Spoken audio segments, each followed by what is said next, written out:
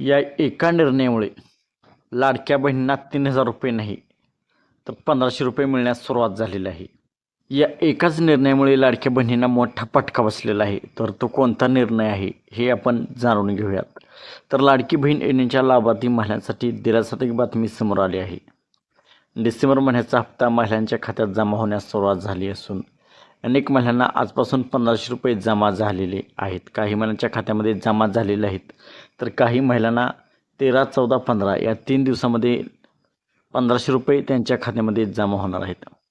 दरम्यान याआधी अशा बातम्या येत होत्या की डिसेंबर आणि जानेवारी महिन्याचा हप्ता एकत्र मिळेल अशी चर्चा काही दिवसापासून सुरू होती.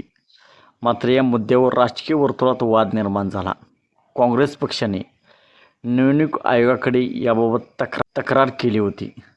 त्यानंतर निवडणूक आयोगाने आपली भूमिका स्पष्ट करत एकाच वेळी 2 महिन्यांची रक्कम देणे नियमबाह्य ठरू शकते असे सांगितले. त्यामुळे सध्या फक्त एका महिन्याचाच हप्ता देण्याचा निर्णय घेण्यात आला आहे.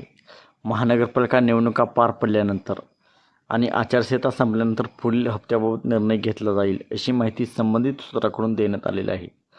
2 हप्ते एकत्र सरकार देत आहे याची तक्रार निवडणूक आयोगाकडे केलेली होती. कारण आता आचारसंहिता असल्यामुळे 2 हप्ते एकत्र देता येत नाहीत अशी काँग्रेसने तक्रार केली होती.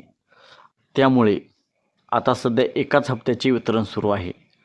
आता दोन्ही हप्त्याचे वितरण सुरू नाही. तर 16 तारखेनंतर आचारसंहिता संपल्यानंतर पुढील हप्त्याचे वितरण होईल असे देवेंद्र फडणवीस हे म्हटले आहेत.